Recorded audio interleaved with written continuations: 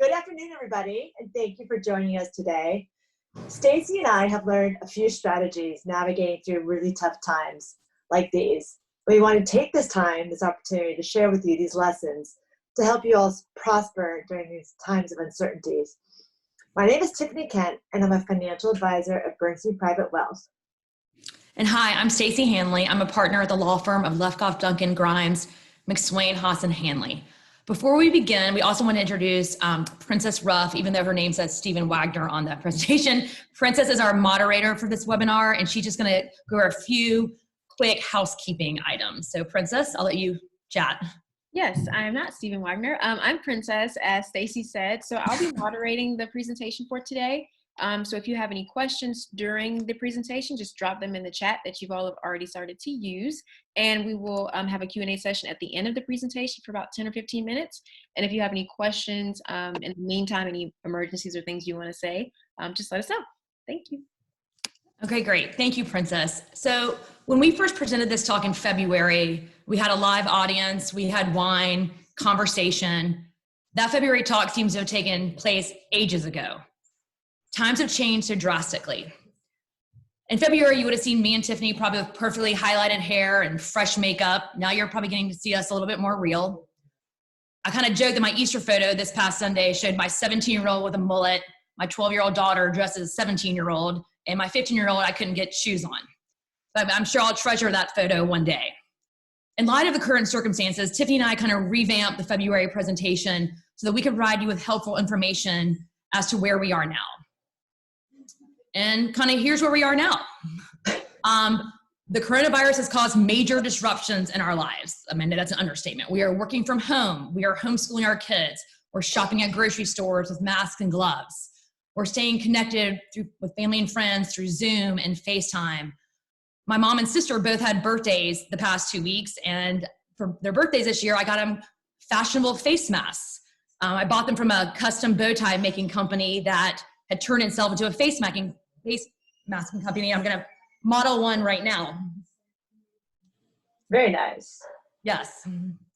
So my mom and sister were actually both excited about this. My mom even exclaimed, "Oh my God, it's reversible." So yeah, so I guess my mom will be very fashionable going through the grocery stores during senior hours. But in all seriousness, we are no longer operating in our old ways, our old structure. Things we thought we can control, like our schedule and our freedom, are being replaced with an unknown future. So with so much uncertainty, we want to just take a quick poll to see how everyone is feeling. Princess, can you guide us on how everyone can answer this poll question? Yeah, so I'm going to pop the poll question up right now, and you all will just vote on how you're feeling, and we'll share the results at the end. And to kind of explain what these all mean, taking the bull by the horns means I've got this, I'm ready for this, I've got a plan, I know how to navigate. Staying the course means, we've been through this before. We've been through the last crisis of 2008.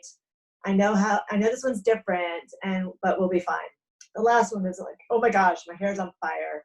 I'm freaking out and I have no idea what to do.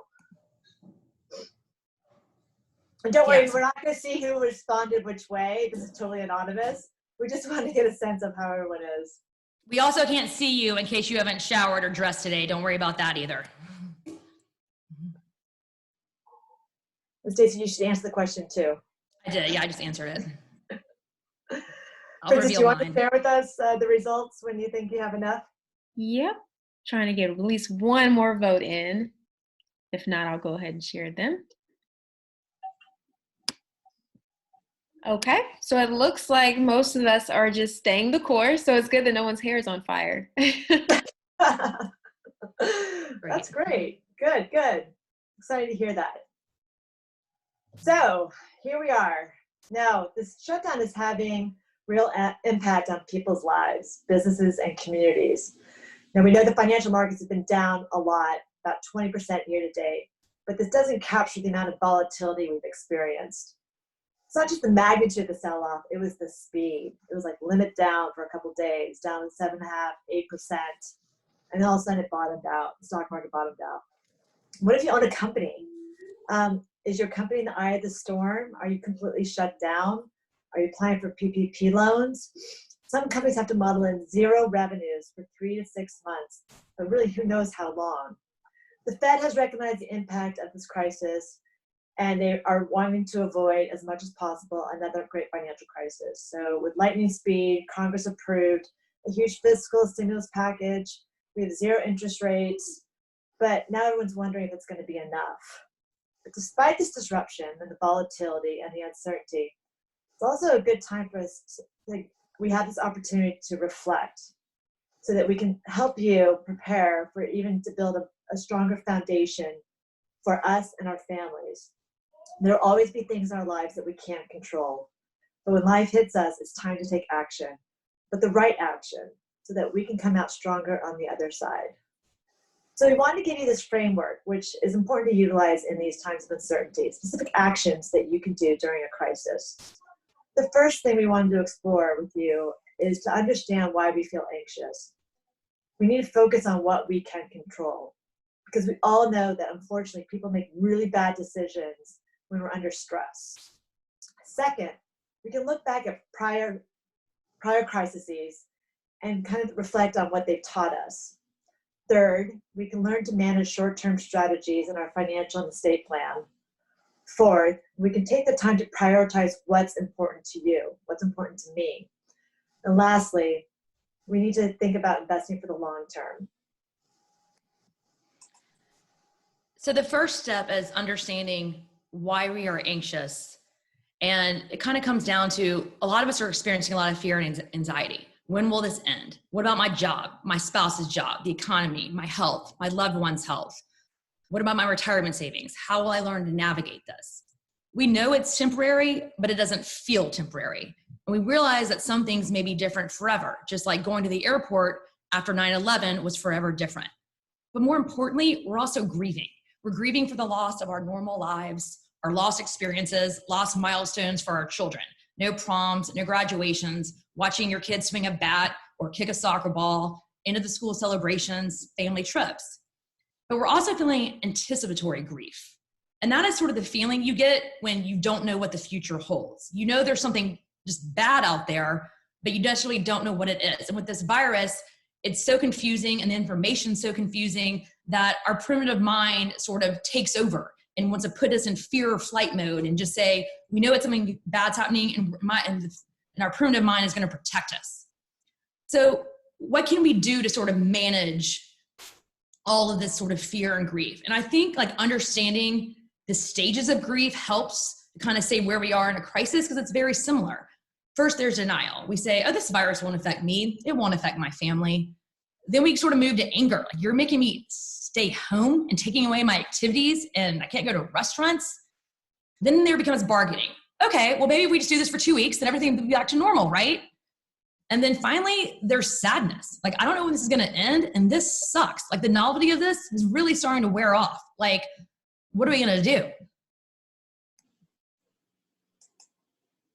And then there's this fifth stage of grief called acceptance. This is happening, and I've got to figure it out, how to proceed. We know that we can look at things with clarity and without judgment once we acknowledge these difficult feelings. Because research shows once you experience these feelings and acknowledge them, you can experience them with less intensity. It's the acceptance that you might imagine. This is where the power lies. We can find control in acceptance. For example, I can wash my hands. I can keep a safe distance. I can learn how to work virtually. On the economic front, there's acceptance also, and that's also where the power lies. I need to figure out my sources of income. I need to figure out if I have enough cash to support my lifestyle for 2 years. I can figure out how much we spend. I can figure out how much we've saved. I can spend the time and get my financial house in order. And on some personal levels, there's some other things we can control. One is our self-care. With a lot of stress, that takes a toll on your body. So if you can do things to basically keep your mind and your mental state healthy as you possibly can. Some suggestions we threw out there were just kind of practice meditation, take baths, eat well, get enough sleep, download free exercise apps, like read books, do things. Don't just inundate yourself with news and bad things all the time. I even see now old school recipe chains are coming back via email, where people are going back to the kitchen and cooking again. The other thing we can control is staying connected to others. The past few weeks have reinforced like our need for human connection. When I hear a voice or see a face, it makes me feel better. And even though the novelty of the Zoom happy hours and these FaceTime things, it may start to wear off, we've got to keep checking on each other and providing voices and faces to each other. We also can take this time to like build stronger connections with our family. I mean, when was the last time in the past few years that you had just numerous family dinners that you could sit down every night and talk and recap the day?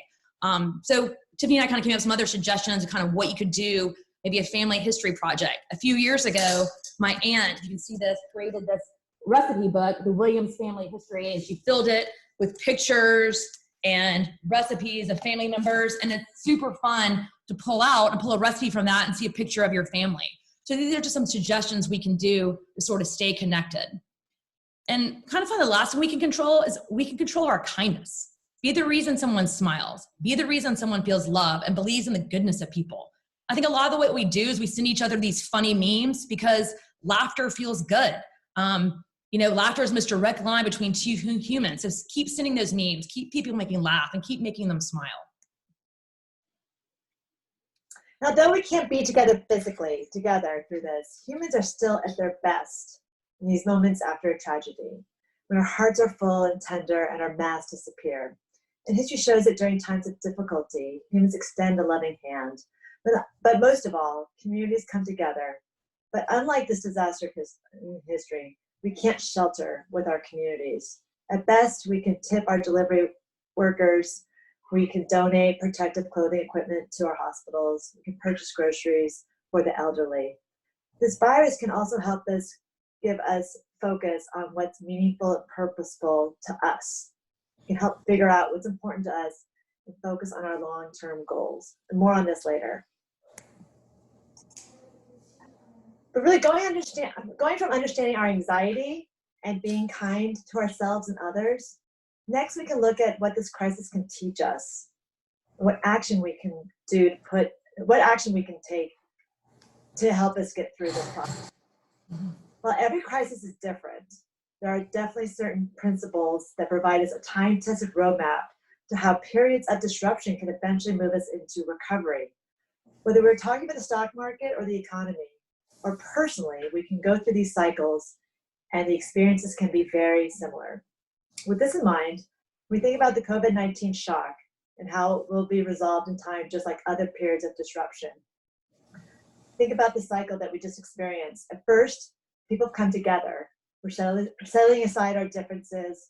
While we can't come together physically, we can come together electronically. We can give each other a helping hand, offer advice like Stacy and I are trying to do today. Policymakers can take bold actions.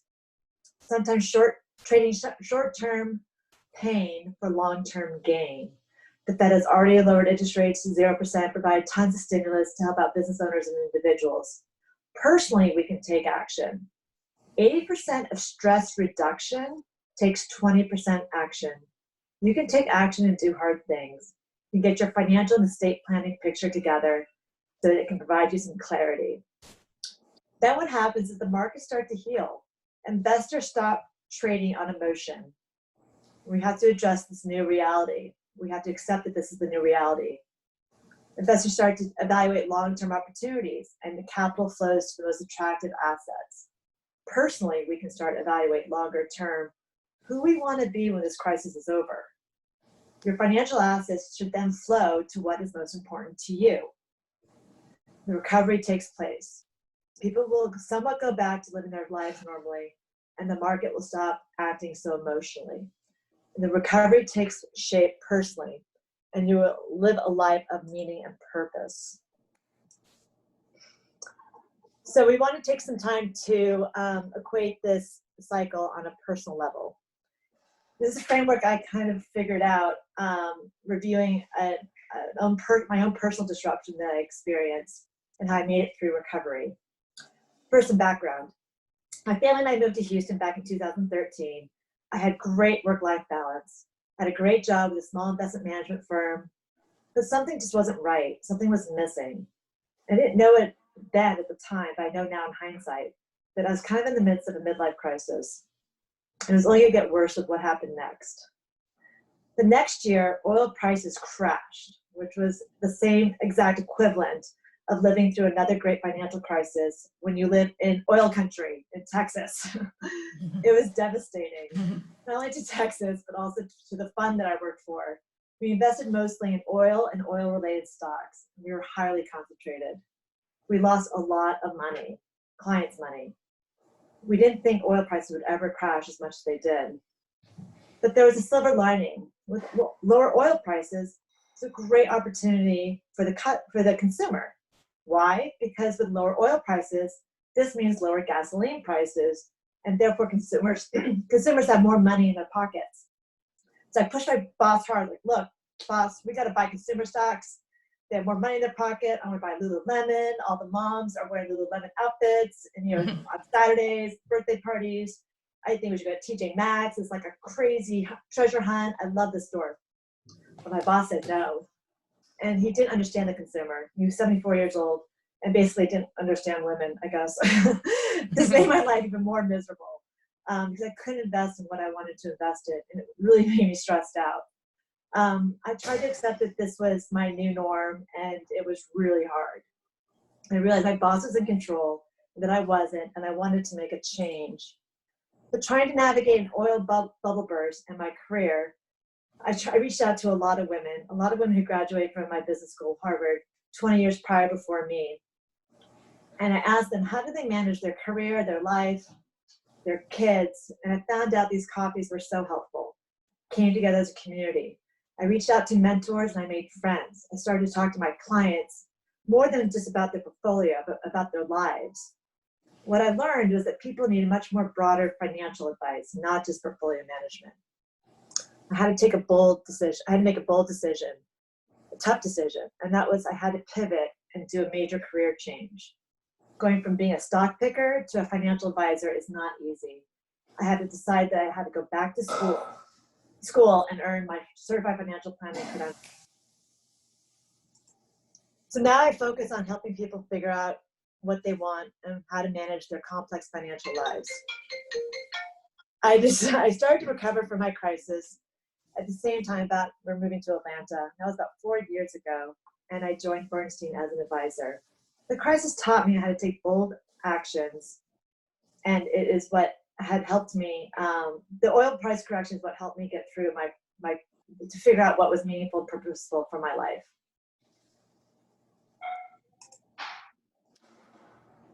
So I have faced two major crises in my life, and I'd like to say that I came out of both of them a better person, but definitely a stronger person.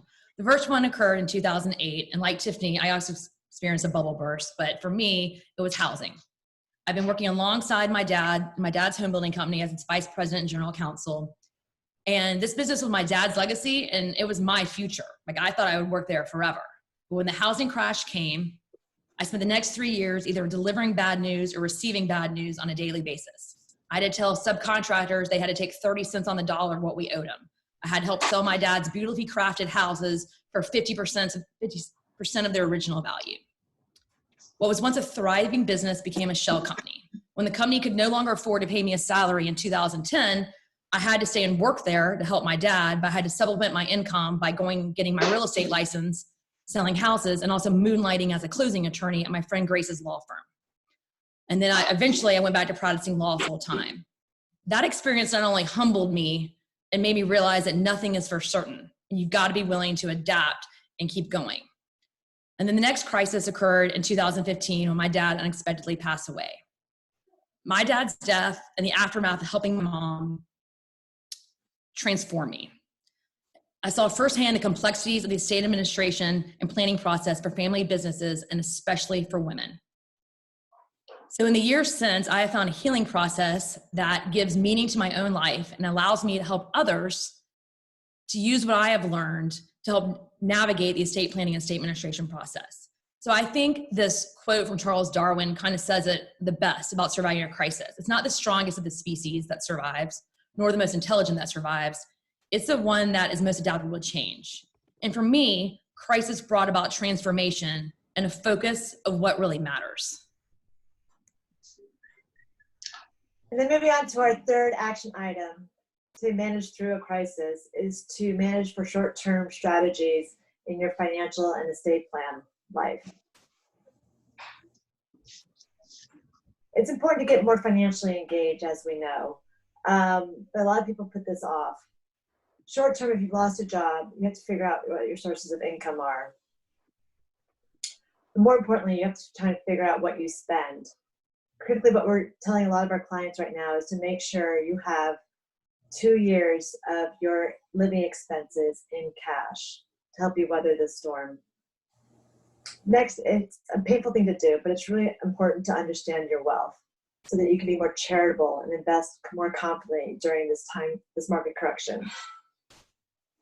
All this takes planning, and at the end, you'll be happier once you just get through these little short-term tasks that can help you understand and live through this process of anxiety and uncertainty for the next couple months, or it could last as long as a year. What's important also to think about is in tough times to navigate, we need to connect our actions with the things you love. You have to ask yourself, why am I doing this? Why am I getting my financial house in order? It's because you want to connect your actions with your bigger why. Why? It's important for my family. It's important for my kids. It's important for our future, for our financial future.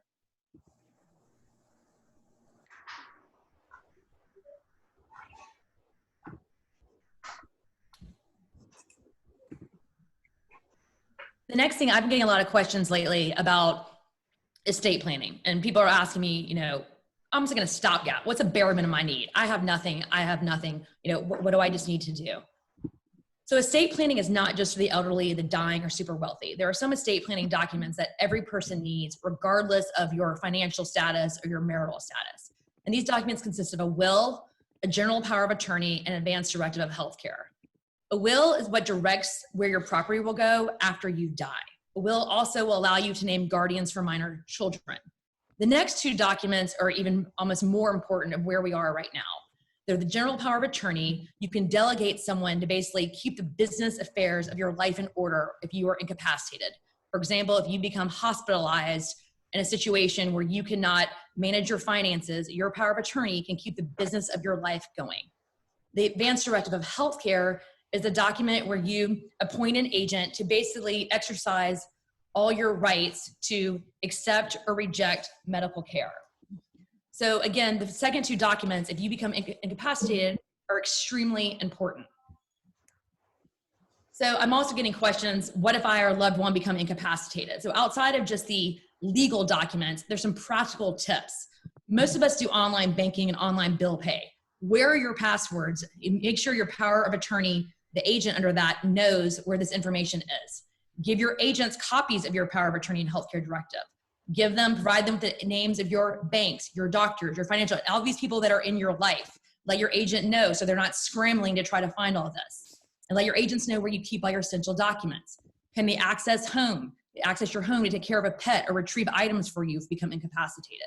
So those are just some sort of general tips to keep in mind. It's something you could do now. And now we're kind of on to the fourth step.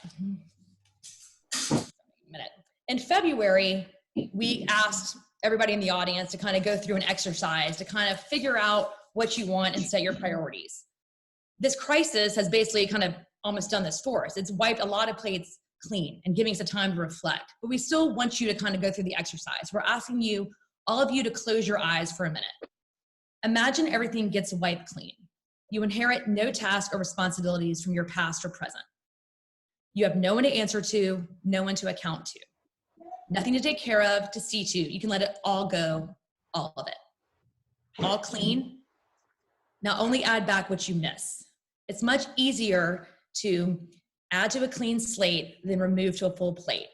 So planning priorities is not about sacrifice. It's about intention and priorities. Like I just said, this crisis has kind of allowed us to do this. It's wiped a lot of our plates clean. It's giving us the time to actually clear our mind and prioritize what's important to us. What was important to you in February may not be what's important to you now. I know it's not for me and Tiffany, and Marie Kondo espouses us to discard everything that does not spark joy. And I love this quote from Julio Vincent Gambudo in his article on medium.com. He tells us, this is our chance to define a new normal, a rare and sacred opportunity to get rid of the bullshit and only bring back what works for us, what makes our lives richer, what makes our kids happier, and what makes us truly proud. We get to Marie Kondo the shit out of all of it. So when you registered for this webinar, we provided you a list of questions. These questions help us discover which of these items listed on this slide are important to you, which are very different from goals like losing weight, trying to get stuff done. It's really trying to figure out what we want for ourselves and what we want for ourselves to look like in the future. When we did this part of in the presentation, as Stacey alluded to, we did this live in February. We asked each of you to turn to your partner next to you and to partner with the person. And we provide these discovery cards with these terms on each card. And then we asked you to talk to your partner and rank file which is more important, most important to you. And then tell your partner why. And the feedback from the women that participated in our seminar back in February really enjoyed this part of the presentation. And unfortunately, we didn't dedicate enough time to it because we weren't sure if anyone would have enjoyed it. But really what this taught us is that people don't take the time to ask themselves, to take some serious time to ask what's important to them. And it's critical. It's as important as figuring out, I don't know, anything else is really important. It's as important as, you know, designing your dream house and building it from scratch. This actually is just really empowering, and it puts you in control. Because what gets in the way is life. We think about the reason why we don't do any of this stuff is that we get bogged down with we get busy with our to-do lists.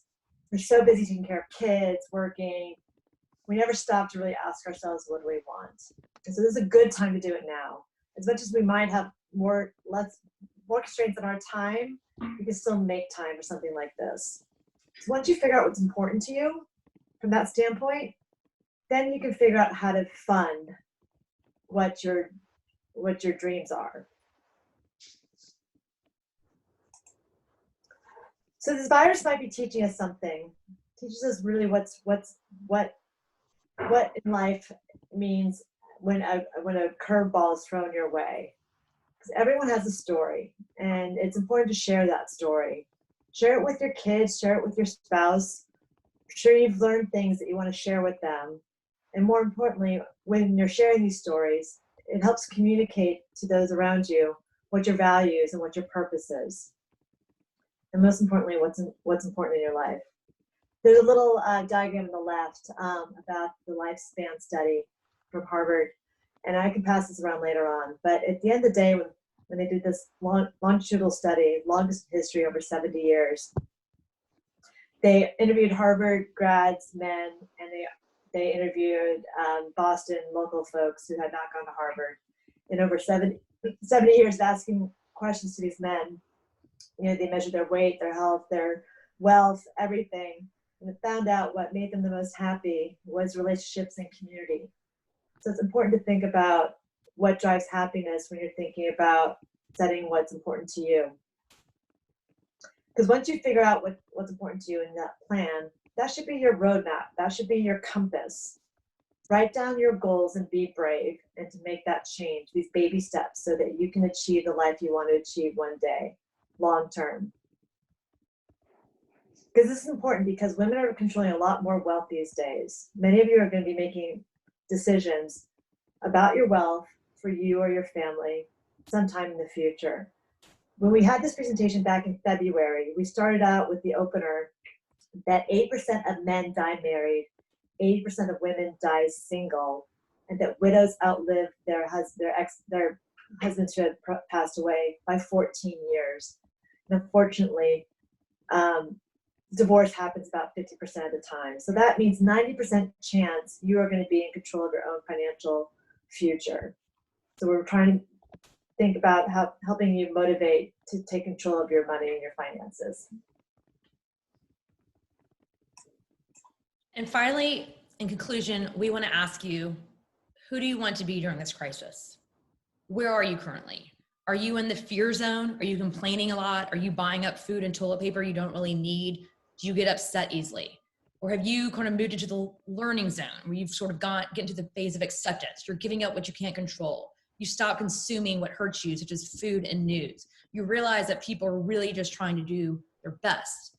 And hopefully, by listening to our presentation today and doing other actions, you're moving into the growth zone. You're thinking of others and how to help them. You're thinking, what talents do I have that I could help those? You're looking for ways to adapt to change. And finally, you're thinking and appreciate others, and you're spreading hope. And ultimately, that's what Tiffany and I want to do today, was spread hope and put you into the growth zone. So I think in crisis, we can transform and find the best in ourselves. And I hope that that's what you will do as well.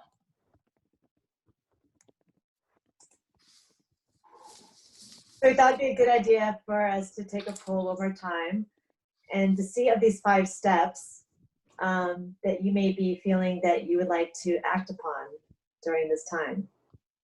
Princess, do you want to instruct us on the poll again?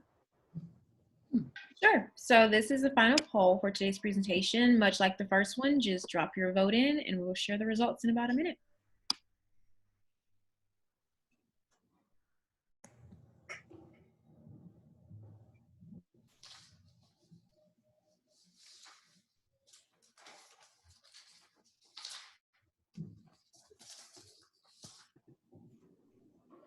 While she's doing the poll, we'll probably will send out a survey to those attendants. We would love any feedback from you, what you found important, what you thought was boring, what you thought we could have elaborated more on. So any feedback you could give us, we would greatly appreciate it.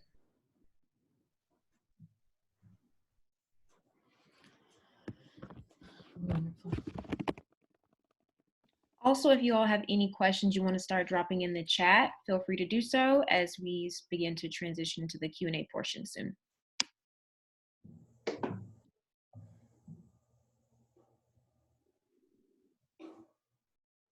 And here's a look at where everyone is. All right. We're kind of in 3 and 4. That's great. That's great. And then obviously, if anybody has any questions, whether it's today or another time, I mean, Tiffany and I are always available. Again, we don't charge people for initial consultations. If you just call up a question, you have concerns, we just want you to know that we're there for you. So please, you know, if you ever want to reach out, our emails are here on the screen, and Princess can also provide our follow-up contact information to those attended. Actually, Princess, can we unmute everybody and make the Q&A live? Sure.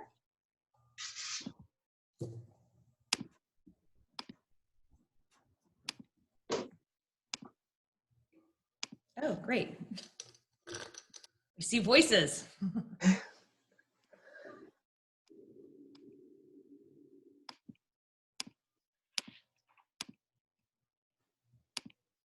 Stacey, I'll just kick off a question. Okay. Stacey was telling me this situation where you did a drive-by will signing. What was the background story? Why did your client decide to put his or her will together during this time? Is it because he or she had more time, or realized they didn't have one and they were facing a major crisis? Yeah, so I'm glad you actually brought that up. 2 weeks ago, I did a drive-through will signing because obviously we can't get in close quarters within 6 feet of people. And a will signing is something, I mean, you've got to sort of come in contact with people initially. So he pulled up curbside like he was picking up his mobile lunch order, and I sort of given him the documents. And this was a situation where wife had executed hers 2 months ago, husband had not. He had a conflict, and so he was, I guess, getting pressure from his wife, and so we did that. But luckily, actually, the Governor Kemp just this past week passed an emergency order where we can actually do virtual will signings, where people don't have to wait if they're worried about coming into contact with me and another witness and notary. We can do it virtually, and it's definitely a process, but it's something that can be done. So I've got clients that are concerned about getting out and even doing a will signing in my parking lot that want to take a go at the virtual will signing. So I will see how it goes. My first one is tomorrow. It'll be a will signing via Zoom, so should be interesting. So, I mean, Tiffany, I know I'm going to ask you a question because before we get anybody else has any questions. Where are sources of cash? If people felt like they were short on cash, where are some sources they could look with like minimal income tax hit, or just they had to borrow against something? Like, where, if I need cash the next 2 months, where should I look? Well, definitely if you've been unemployed, and I'm sorry I didn't give this slide a good enough, I didn't spend enough time on the slide, but part of the short-term financial and estate planning strategy, we gotta look for all the sources of income. And obviously the government has provided a lot of short-term stimulus, and whether it's, you know, you can file for unemployment for about a year now, I think. You can get coverage for at least 4 months. And if you're a small business owner, even if you're a freelancer or a part-time employee, you can qualify for a lot of different sources of income from government. You should check the Georgia Labor website. I think it is, I don't have it offhand, but I'm sure if you just Google Georgia Labor, something up. But the weekly payments I see right now are about $600 a month for the next 4 months, which is a decent amount of change. And then obviously the Small Business Association website is where you would want to apply for any kind of small business loan or a PPP loan, or you have to go to your local bank, whoever you have a banking relationship with. What are your thoughts about borrowing against a whole life insurance policy or a 401k to get cash? Ooh, that's a tough question. I think, I don't think that would be the smart thing to do immediately. I think you have to kind of figure out all your income sources, how much you've saved, what your spending is like, get rid of all ancillary kind of silly expenses that we have, review your credit card statements, cut off these monthly automatic charges, do a full scrub of your budget before you take any huge, bold actions like that. Okay. Great. I think we do have 1 or 2 questions I see here. What financial tips, estate planning tips would you recommend for a woman currently in law school and the beginning stages of their career? Great question. And I know Rochelle. Hi, Rochelle. I think every person, whether still needs a healthcare directive and a power of attorney, if you're over the age of 18. So if something happens where you became incapacitated or needed help keeping your life going, that I would definitely have that. I mean, obviously, I don't know what assets, sometimes you don't own a lot, whether you need a will, but make sure all your beneficiary designations, whether you had a retirement account, life insurance, make sure that those are up to date and they go where you want, and that your assets are going where you want them to go. Thank you. And I'd say also, there's a good website that a good friend of mine recommends to a lot of her employees. She works at Kids too. She was the CFO. And she recommends a lot of folks go to personalcapital.com. It's kind of an online personal wealth management company that helps you figure out a budget. And from what I understand, it's a really nice user-friendly website. I'm looking at it right now. It looks really beautiful. It's nice to have something that you're excited to log on to, and it's nicely designed. Thank you so much. Okay, yeah, I see Marie Thomas. Hi, Marie. How often should you update your will? Another great question. There's sort of a rule of thumb that most people don't update it until there's been a major life event. You know, I've got divorced, I've had kids, I'm now a widow, or I've gotten married. I mean, that's when people tend to do it. I would advise people to kind of look at it maybe every 3 years or so. I mean, laws change, and my gosh, we've had major tax overhaul laws, and we might have them again. We get it if we have a new, regime come into office. So I would check in with the estate planning attorney probably every 2 to 3 years, and maybe you have to update just so you know what's going on. We had another major overhaul of the Georgia Trust Code in 2010 that most people's wills have never been updated to incorporate. So I think 3 years probably a good rule of thumb. But obviously, if you've had a major life event, marriage, divorce, death, all these major things, you absolutely need to update your will. Thank you, Stacy. Great. And then we have a question from from Laura Ladala, who used to be my neighbor in Greenwich. She asked, what are 1 to 2 common mistakes women make when it comes to financial and estate planning? This is really easy. And I'd say that this is the reason why Stacy and I came together back in November to start this kind of web series seminar, is that what we see. On the right, sweetie. Sorry, what was that? Anyway, what we see, and it's so common, is that the man is the one, or the husband is the one who leads the decision-making process and doesn't take the time to get to know who is providing the investment advice or the financial advice to the family. The woman simply isn't as engaged as she needs to be because she's too busy taking care of so many other things that the family typically believes that it's a better way to have clear division of labor. Let's let the guy take care of everything, and I'll worry about other more important matters. And what's unfortunate about that situation is that the woman doesn't get to know the financial advisor at all or very well. And we see her kind of being a little bit too non-engaged in the process. And it's extremely important for you to understand all of your financial matters, your assets, your investments. Because as I said with the stats, like when something happens and you don't know who your advisor is and you don't feel comfortable working with that advisor, the last thing you want to do is to work with someone who doesn't know you, who doesn't understand you.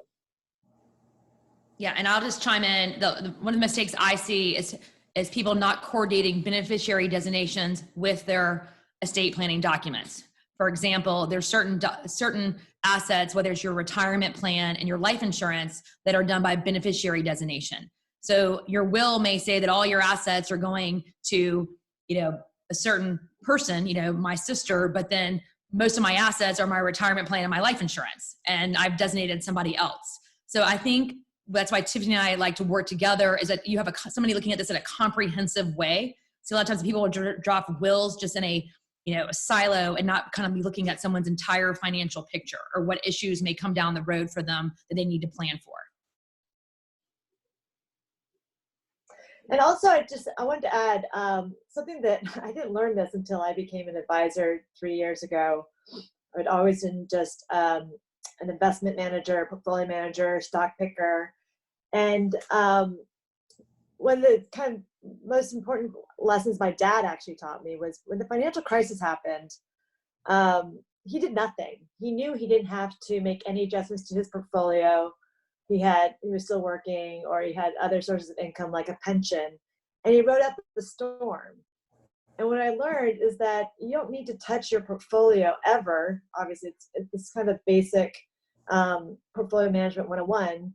If you have a strong financial plan, that you understand what you spend, what you make, how much you save, what your assets are, so that when there's times like that we're experiencing right now with major market drawdowns, corrections, you don't have to react and sell because you're scared and make a really bad emotionally driven choice when everyone else is doing that same thing, because you know that the market's going to recover. We just don't know when, but it already has started to recover. But you can ride out these storms as long as you have a strong financial plan, like my dad did in 2008. Mm-hmm. Great. See another Q&A. Okay, here's another question. I have a trust set up, but nothing is in it right now. It's more for future use. Is this trust a good idea? Is it okay to have one open if you are not utilizing it? So it obviously depends what the purpose of the trust was for. If you were living in a different state, some states have expensive probate. For example, Florida is an expensive state to die in. It's not an expensive state to live in, no income tax, but expensive state to die in. A lot of folks put assets in revocable trusts so they don't pass in their probate estate. I see sometimes people will use trusts that if they want to disinherit heirs, or they think they're going to be they're basically for old age, they become incapacitated. But a lot of times just to have an unfunded trust you kind of need to understand what the purpose of it was originally.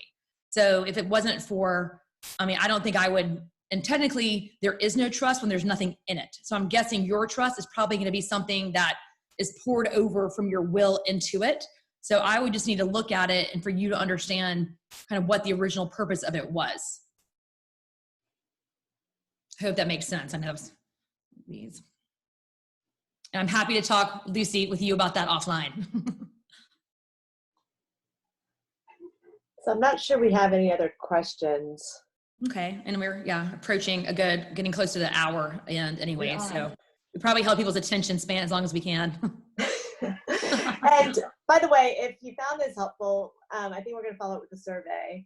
And we are going to do this again because maybe next week, because we didn't really market this aggressively. We wanted to kind of have a good, experience with talking to a smaller group of people, but we also wanted to get your feedback as to how we can make this better. So if there's people that that could be that could benefit from this seminar, would love to help. I would love to have you invite them to the next one we do in a week. I think that would be really great, and we'd appreciate that.